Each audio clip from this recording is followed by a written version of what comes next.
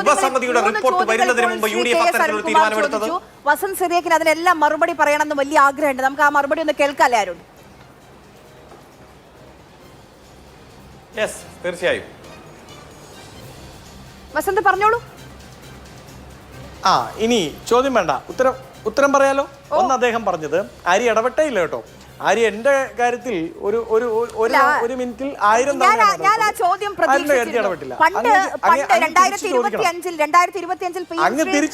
ഇതേ വേദിയിൽ ചർച്ച ചെയ്തപ്പോൾ അന്ന് അരുൺകുമാറിനോട് ചോദിക്കേണ്ട ചോദ്യങ്ങളൊക്കെ ചോദിച്ചിട്ടുണ്ട്. ഇന്ന് അവരല്ല ഭരിക്കുന്നത്, അവരോട് ഞാൻ എന്തൊരു ചോദ്യം ചോദിക്കണം?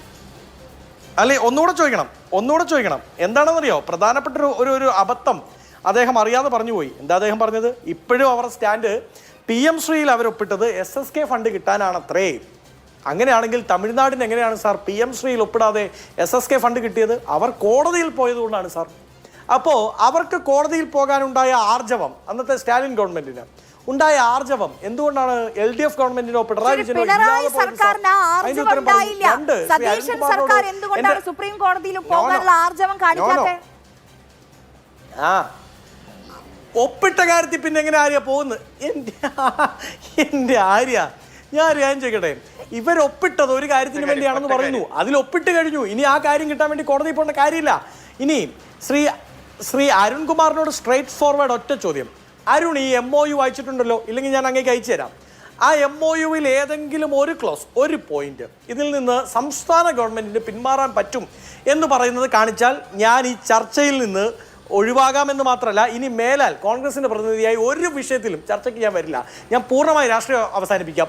രണ്ടാമത്തെ വെല്ലുവിളി ശ്രീ അരുൺകുമാർ അങ്ങയോട് തന്നെയാണ്. അങ്ങ് പറയൂ, എന്തിനാണ് നിങ്ങൾക്ക് പിന്മാറാൻ സാധിക്കുമായിരുന്നെങ്കിൽ? SSK ഫണ്ട് കിട്ടാൻ മാത്രമാണ് നിങ്ങൾ ഒപ്പിട്ടതെങ്കിൽ, SSK ഫണ്ട് കിട്ടിക്കഴിഞ്ഞ് നിങ്ങൾ why you make this agreement in kept in abeyance? നിങ്ങൾ എന്തിനാണ് ഇത് കെപ്റ്റ് ഇൻ അബെയൻസ് വെച്ചത്? അങ്ങ് പിന്മാറിയാൽ പോരായിരുന്നോ സാർ? നിങ്ങൾ കെപ്റ്റ് ഇൻ അബെയൻസ് വെച്ചില്ലേ? എന്തിനാ അത് വെച്ചത്? ഇനി മൂന്നാമത് അദ്ദേഹത്തിനുള്ള ഉത്തരമാണ്. ഈ രണ്ടെണ്ണം ചോദ്യം. മൂന്നാമത്തെ ഉത്തരം അദ്ദേഹം പറഞ്ഞു, നിങ്ങൾ മിനിസ്റ്റീരിയൽ സബ് കമ്മിറ്റിയെ വെച്ചല്ലോ, ഞങ്ങൾ വെച്ചില്ലല്ലോ. അങ്ങനെയല്ല, വാസുകി IASന്റെ ലെറ്റർ അവസാനത്തെ പോയിന്റ് വളരെ കൃത്യമായി വാസുകി IAS പറയുന്നുണ്ട്. അരുൺകുമാർ വസന്തിനോട് ചോദിച്ചത് ഉപസമിതി വെച്ചല്ലോ, ആ ഉപസമിതിയുടെ റിപ്പോർട്ട് വന്നതിന് ശേഷമാണോ ഇന്നലെ അടൂർ പ്രകാശ് സംസാരിച്ചതെന്നാണ്. അല്ല, അടൂർ പ്രകാശിന്റെ വാർത്താ സമ്മേളനമൊക്കെ ഞാൻ കേട്ടതാണ്. അദ്ദേഹം പറഞ്ഞത് നിലവിലെ അവസ്ഥയിൽ അതിൽ നിന്ന് പിന്മാറാൻ സാധിക്കുമെന്ന് പ്രതീക്ഷിക്കുന്നില്ല എന്ന് തന്നെയാണ്. അത് ഈ ചർച്ച നടത്തുന്ന സമയത്ത് എൻ്റെ പോയിന്റ് അത് തന്നെയാണ്. ഞാൻ ആദ്യമേ പറഞ്ഞില്ലേ, ടെക്നിക്കലി ആൻഡ് ലീഗലി അതിൽ നിന്ന് പിന്മാറാൻ പറ്റുമെന്ന് അരുൺകുമാർ ഒരു പോയിന്റ് ചൂണ്ടിക്കാണിച്ചാൽ മതി. നമുക്ക് പിന്മാറിയേക്കാം. VP ശ്രീ പത്മനാഭനും നിയമവിരുദ്ധമുള്ള ആളുകളാണ്, എനിക്കില്ല. അപ്പൊ അതുകൊണ്ട് നമുക്ക് നമ്മുടെ ഒരു പഴയ അഡ്വക്കേറ്റ് ജനറലിന്റെ ഒരു പ്രതികരണം ഉണ്ട്, അതൊന്ന് കേട്ടോക്കാം. പിന്മാറാൻ പറ്റുമോ ഇല്ല എന്നുള്ള ഒരു നിയമോപദേശം ആവട്ടെ. ആ മെമ്മോറണ്ടം ഓഫ് അണ്ടർസ്റ്റാൻഡിങ് എന്ന് പറഞ്ഞാൽ അത് ഒരു നിയമപരമായിട്ടുള്ള ഒരു തീരുമാനമല്ല, അതൊരു ഇൻ പ്രിൻസിപ്പിൾ തത്വത്തിൽ അംഗീകാരം മാത്രമേ ഉള്ളൂ. മന്ത്രിസഭ തീരുമാനിക്കാത്തിടത്തോളം കാലം അതിന് യാതൊരു നിയമപ്രാബല്യവുമില്ല.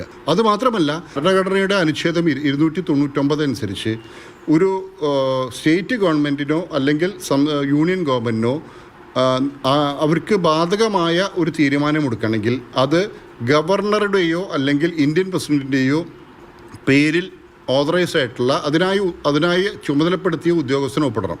ഇപ്പോഴത്തെ MOU ഒരു വെള്ളക്കടലാസിൻ്റെ എന്തെങ്കിലും എഴുതിയതിൻ്റെ ഇഫക്റ്റേ ഉള്ളൂ, അല്ലാണ്ട് യാതൊരു നിയമപ്രാബല്യവും ഇല്ല. ശ്രീ വസന്ത് സിറിയക്ക, ഏത് ഏജിയാണത്? എനിക്ക് വിഷ്വൽ കാണാൻ പറ്റുന്നില്ല. രഞ്ജിത്ത് തമ്പാൻ.